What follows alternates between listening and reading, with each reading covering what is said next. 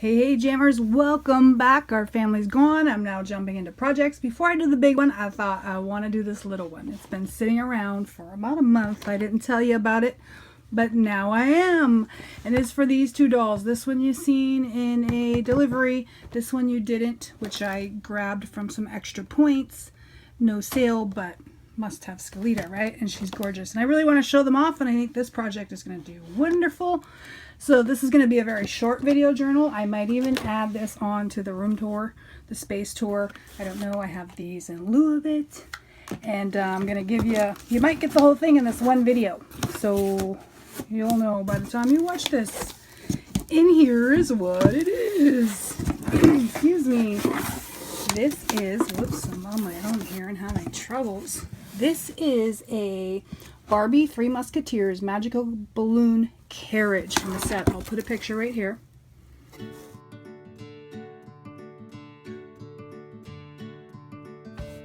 Okay, so now that you've seen that, get this baby out. I seen this, could not resist it. Thought it would take up some space. Oh, look at that, because it is going up. Like, I'm running out of space, so I got to use my up.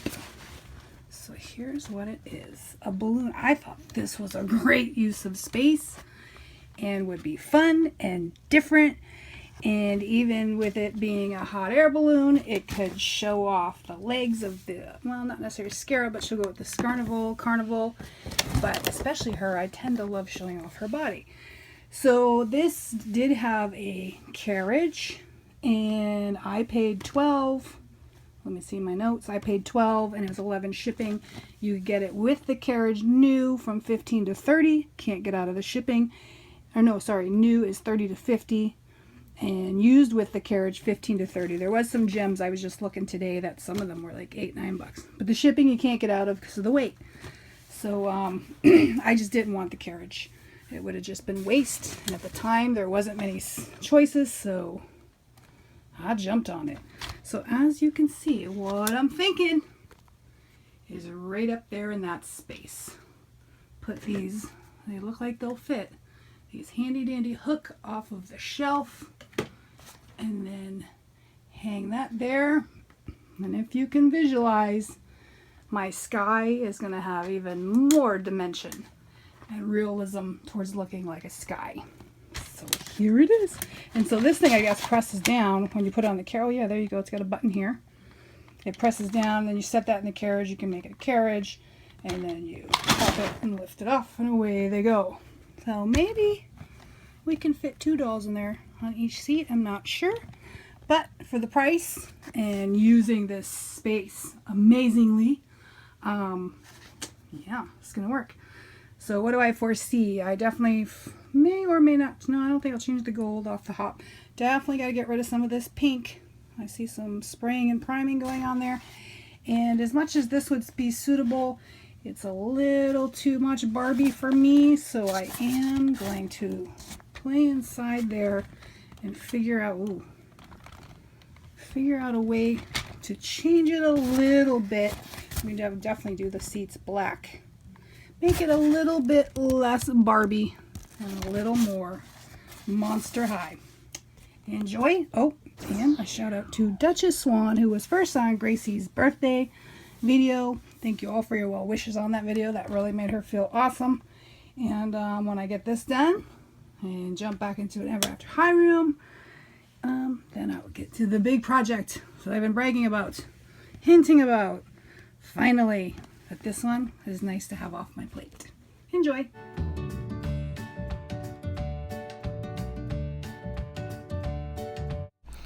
I put a little mark here because I wanted to pay attention to my back in regard to these seat belts, which I want these little flips to be positioned against the wall and not to the front. Then there's these little screws right here to release the chairs, and this is pretty important for me to get them off so I can paint this in two different colors and not have it monotone, which always adds to the delight. So I just use a little screwdriver and undid those, and it was very easy, obviously being very sure I kept those screws put away and safe to use later. Then I wanted to get off the seat belts because they're of that plastic material that I'm not confident the primer is going to stick to and either not dry or peel off since it's an action piece. I was able to go from the underneath and pinch the sides, as you will see here, and push it up to get it out. It took a little bit of finagling and pushing and a few times, and I finally got it out. Fast forward, there's a little nib underneath, and when you want to put it back on, you can slide it from the bottom. See that little nib right there? It doesn't allow you to pull it down, but you can push up and make that happen. The seat belts are now off, and now I want to try and figure out, make a plan for how I'm going to work on this top piece. Underneath are some little attached pieces of string that hold that down. I've decided that I like the pink on the top and I can work with it because everything else will go so far against pink that it will work. I simply snip these off, knowing that later I'm probably just going to hot glue those back down to hold them in place, and of course probably add some stuff. That was pretty simple to do. Then I will take the time to use some newspaper and masking tape to cover up the pink and the whole top so that I can spray prime the bottom part. I'm debating on this handle whether I like it or not. I'm not sure. I'd rather, I guess, maybe not see it there to make it look more like it's hanging from the space. And as well, I am not going to be having it compress. I saved this skullette from a tablecloth, paper tablecloth from Gracie's birthday years ago, and I'm finally using it. I'd like to see it on here because hot air balloons can sometimes have that look. So I'm hoping that is going to work out. Here's the primer I use, my favorite, in a spray can version, and the bottom I'd like to spray gold. Spray is obviously easier with all these crevices in the back. With those thread attachers gone from the top, we can now get to see inside. I've marked my back and front again to be sure I got those seat belts going to the back, which at this moment, since I'm overdubbing, I know kind of worked against me because I didn't look at the balloon and see that there was a big crinkle in the front. But I'm taking newspaper and I'm stuffing it because it's not going to compress anymore. I want to be sure I have I'm going to change those stripes. So I'm stuffing it with newspaper by sticking it in all the little spots so that I can have a surface that's flatter and easier to paint against. So I'll have some resistance, not with the fabric falling in. Alrighty, I got that all masked off. I got my spray primer, which is fabulous, and I'm going to prime everything you see. When you try to get into those things, it's kind of hard, so I'm going to do my best, and then I'll hit it with the gold, and then I'm going to use a paintbrush in gold to fill it all in and make sure I got all the cracks. Couldn't really get a nice seam there to mask that off, so I'm going to have to use the gold I have for paint. So I'll work on that now. And this may take a couple different, may take a 2-day process to let it dry, flip it over, and then do some more. Definitely want to let it dry well so you don't get any pulls. And I'm going to go very light on here too, just to get something. And now you can see where that newspaper is helping, giving me some foundation to paint that and get that ready. So this is a great time to have a conversation about different ways I did spray paint things. Of course, that primer is fantastic, works good on plastic. It can tend to be thick, and sometimes that doesn't work. It gets a little drippy sometimes. It's a very, very thick spray. So sometimes it doesn't work, such as when I did the RV. So I'm going to do this one in the form of how I did the RV. So what I did was I took a plastic paint, which does work pretty good, but what stinks about the plastic paint is sometimes you get where it's shiny and then it streaks down to a flat. It just has these marks. There's something chemical happening. So I don't always rely on this as a whole coat. But what I will do is use that in order to get the bond to the plastic, which is always the challenge. And then I will take a nicer paint of any color, and I do think, I don't know if they have white. I tend to use black a lot with Monster High, but with a darker one I have used this black to get the bond, and then I've used like a purple or something on top of it.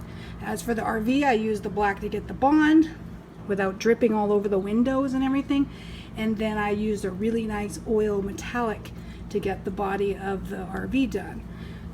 So that's pretty easy. This stuff goes on nice. It's not nearly as thick, and of course I always put it down with what I want to show the most and be nicest. In this case, both sides we want to be nice, but I'm going to make sure I do this, let it dry thoroughly, so when I do flip it over, where I touch is not going to peel off.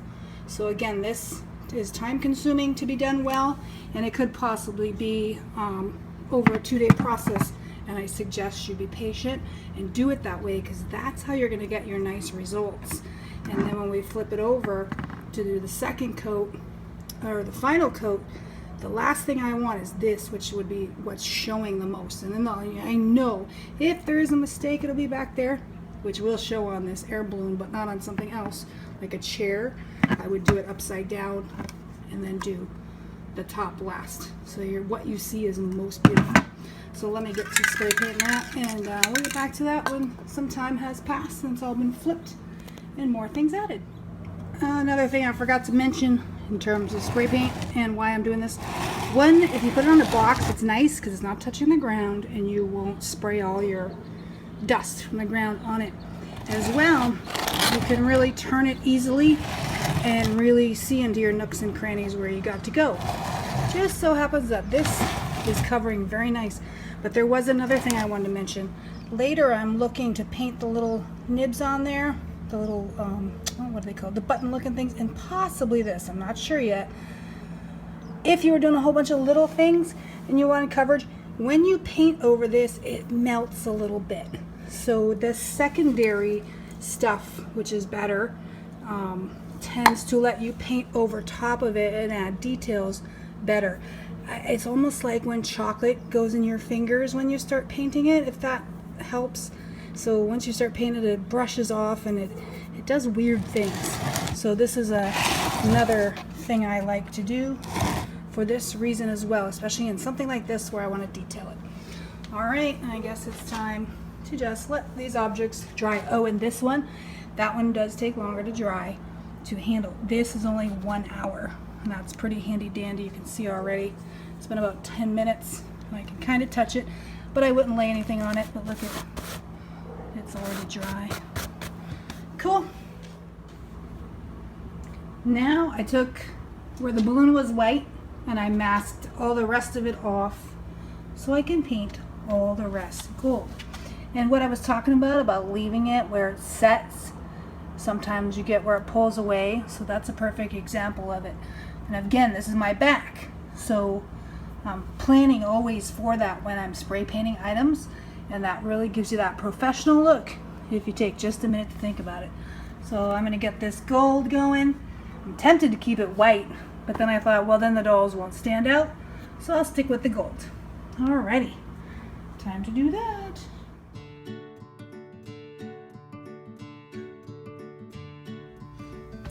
Everything is dry, and I now have pretty much a blank canvas to work with. If you've made it to this point, you can do whatever you want. I have the little, oh yeah, shout out to Falcon Productions, who was first on the Toys R Us clearance doll hunt. Thank you, my friend. And moving on here, these seat belts, I just used Sharpie to color them. I, of course, didn't want to paint that because I didn't think that rubbery plastic would do well. I'll probably use some Sharpie on these little dots and add some details. We'll leave that for the review, which is gonna have to go on its own because this is taking too long. Here's the unit, the balloon, all done. Of course, I'll glue those on when I'm finished. And here, I had to flip it over because there was a dent on the other side that I didn't like. I think I can wrestle this out by pressing it in. And I'm going to do that later because I'm going to use that handle for painting. If you see that gone, that would be how I got it out. I'll prime that and paint that to match. And I got some paints here, and I'm just going to have fun with it and detail all this, be it paint, puffy paint, Sharpies, whatever. Now what I've done here is I cut that little piece out and I've made a trace line because I want to make sure the paint color doesn't come through and show. So I'm going to be very particular on where I put the paint to make sure it doesn't go past the line and show through on there. And I'll touch this up, and looking forward to it. And if I have nothing else to show you, obviously I'll put that all back together, make sure those are going to the back, let it dry, and then do a reveal. Well, Jammers, I hope you've enjoyed this video journal. I have certainly enjoyed this project. Have a great evening or day, whichever is your time zone. And as always, thank you and see you next time. Always something I forget. Mod Podge. I'm going to put that on with Mod Podge. And then I'll probably seal the whole thing. Okay, didn't want to forget that. Mod Podge. Decoupage on the balloon. See you later.